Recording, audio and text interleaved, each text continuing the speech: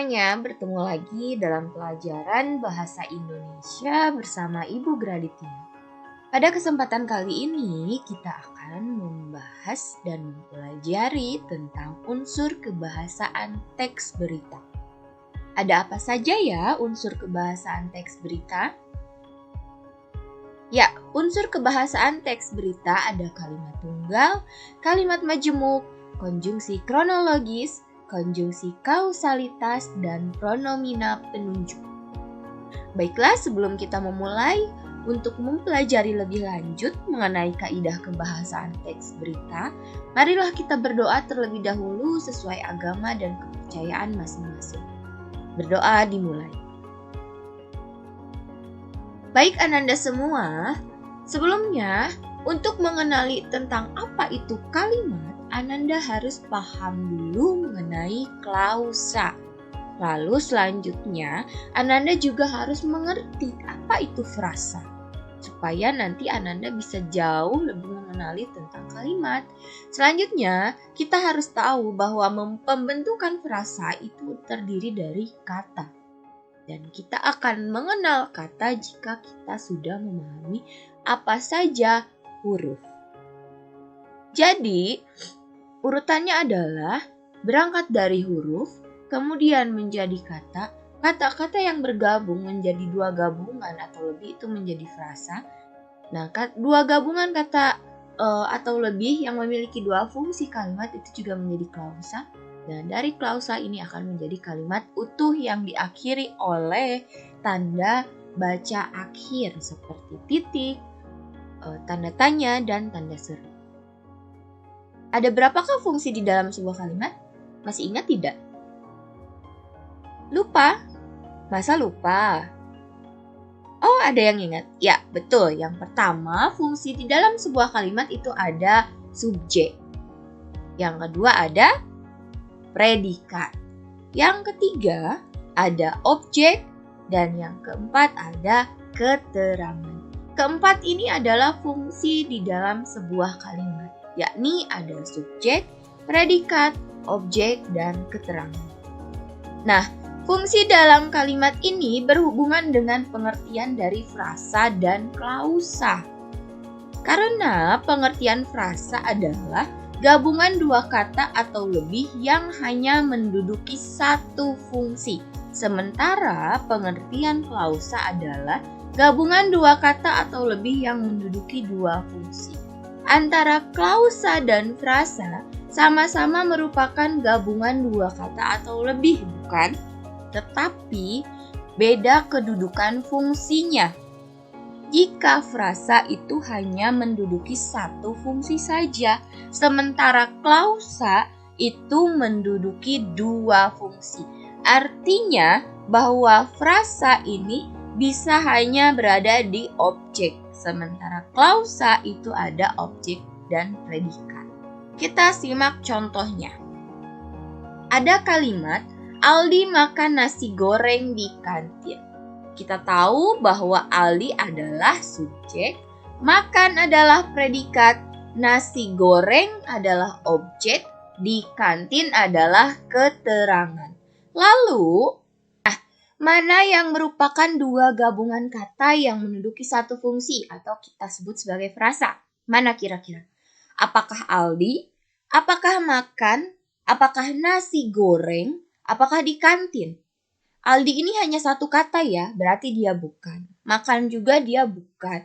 Lalu nasi goreng bagaimana? Ya, betul. Nasi goreng. Nasi goreng adalah dua gabungan kata yang menduduki satu fungsi, yakni objek. Maka ini dinamakan sebagai frasa. Lalu, mana yang merupakan dua gabungan kata atau lebih yang menduduki dua fungsi atau kita namakan sebagai klausa? Mana? Ya, betul. Makan nasi goreng. Makan di sini dia menduduki fungsi predikat. Lalu nasi goreng menduduki fungsi objek. Maka ini dinamakan sebagai klausa. Masih bingung? Kalau masih bingung, kita simak contoh berikutnya. Nah, kalian tahu ini gambar apa? Ya, ini gambar ayam. Pasti semuanya tahu bukan? Ini gambar ayam. Nah, kita akan mengubah kata ayam menjadi frasa. Bagaimana caranya? Yakni kata ayam ditambah dengan kata yang bisa menambah keterangan ayam. Misalnya, ayam goreng. Nah, ayam goreng ini merupakan frasa, di mana kata ayam adalah intinya, sementara goreng ini adalah tambahannya. Maka ini dinamakan frasa yang menduduki fungsi kalimat objek. Lalu, bagaimana jika kata ayam ini ditambahkannya bukan goreng, Bu, tapi ditambahkannya kampung. Nah, ayam kampung ini juga masih menduduki satu fungsi, yakni masih merupakan objek, dan ini merupakan frasa. Tapi, ketika kamu menambahkannya lagi dengan kata memelihara ayam kampung, maka ini sudah berubah fungsi, nah. Memelihara di sini berperan sebagai predikat, karena ini adalah kata kerja ya. Sementara ayam kampung adalah objek, maka ini dinamakan sebagai klausa. Betul?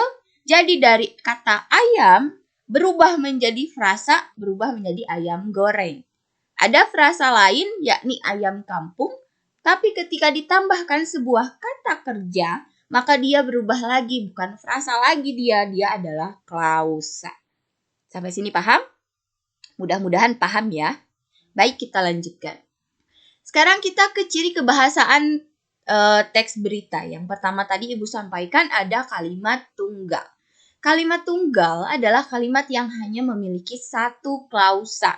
Nah, seperti yang Ibu katakan tadi, bahwa klausa adalah satuan bahasa yang berpolanya itu ada dua fungsi, yakni berpola predikatif, ya, minimal ada subjek dan predikat, minimal ya. Lalu kita lihat nih, contoh kalimatnya. Setiap pagi siswa kelas 7 selalu membersihkan kelas. Setiap pagi, ini keterangan. Siswa kelas 7, ini subjek. Selalu membersihkan, ini predikat, kelas, objek. Lalu Raihan, ini subjek. Membaca, predikat, dan koran adalah objek. Ini adalah kalimat tunggal. Dalam kalimat tunggal itu tidak memiliki konjungsi ya. Di dalam kalimat tunggal itu tidak memiliki konjungsi. Baik, kita akan lanjutkan. Kalimat majemuk. Kalimat majemuk adalah kalimat yang memiliki dua klausa atau lebih. Nah, kita lagi-lagi berbicara tentang klausa. Jadi, Anda semua harus memahami betul apa itu klausa ya. Kalimat majemuk ini terdiri dari dua. Ada kalimat majemuk setara atau koordinatif dan kalimat majemuk bertingkat atau subordinatif. Kalimat majemuk setara. Kalimat majemuk setara adalah kalimat yang hubungan antar klausa bersifat setara atau sejajar.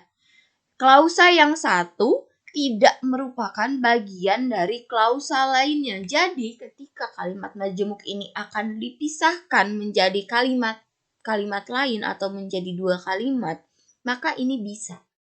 Ya, kalau kalimat setara itu, kalimat majemuk setara itu bisa dipisah menjadi dua kalimat, ya, itu bisa. Nah, cirinya kita lihat dari konjungsi yang ada di kalimat tersebut. Jika kalimat tersebut menggunakan konjungsi koordinatif, ada dan, serta, atau tetapi, sedangkan, melainkan, lalu, kemudian, maka dia dinamakan sebagai kalimat majemuk setara. Kita lihat contohnya. Upin makan ayam goreng, sedangkan Ipin makan ubi rebus. Mana konjungsinya?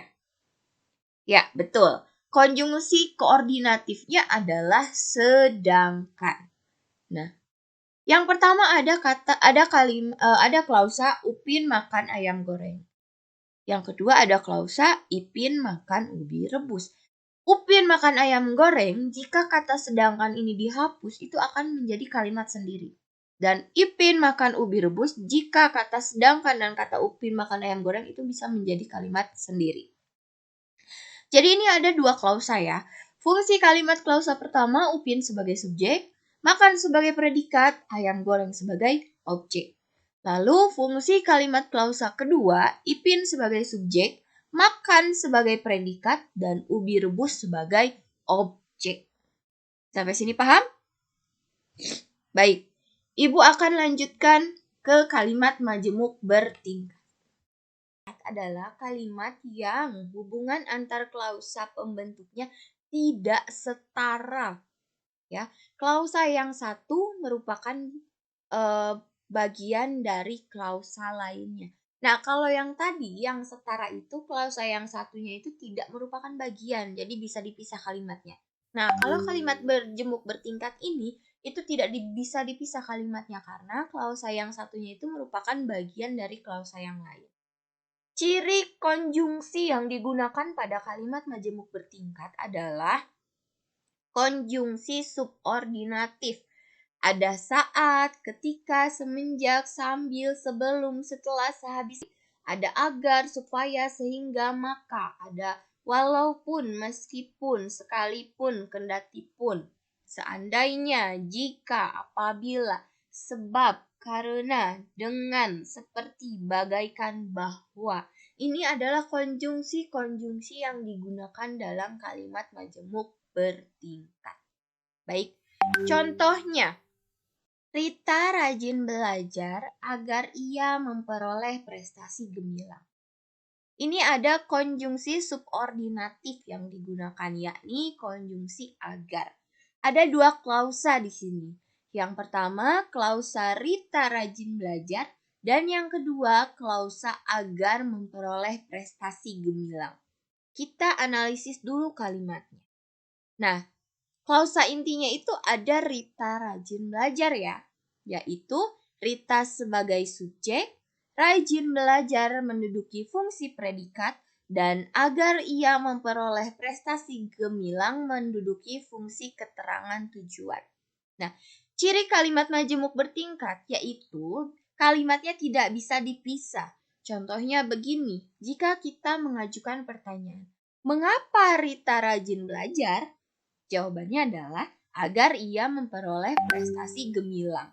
Tapi kita tidak bisa menanyakan mengapa agar ia memperoleh prestasi gemilang. Kita tidak bisa bertanya seperti itu. Ya, karena Rita rajin belajar ini bukan jawaban. Gitu ya. Jadi kalau kalimat majemuk bertingkat itu kalimatnya itu satu kesatuan, antar klausanya itu merupakan satu kesatuan dan tidak bisa dipisahkan gitu ya. Jadi tidak setara. Nah, di klausa agar ia memperoleh prestasi gemilang, yakni berfungsi sebagai keterangan tujuan, dia memiliki fungsi kalimat sendiri, yakni agar sebagai konjungsi tujuan, ia sebagai subjek, memperoleh sebagai predikat, dan prestasi gemilang sebagai objek. Ya, jadi klausa intinya yaitu memiliki fungsi subjek, predikat, dan keterangan. Seperti itu adalah contoh dari kalimat majemuk bertingkat. Baik, kita lanjutkan. Selanjutnya, di dalam kebahasaan teks berita itu ada juga yang namanya konjungsi kronologis. Konjungsi kronologis adalah kata yang menghubungkan dua buah klausa atau lebih yang menggambarkan urutan waktu kejadian karena dinamakan sebagai kronologis ya. Contoh konjungsi kronologis ada lalu, kemudian, setelah itu, dan lain sebagainya.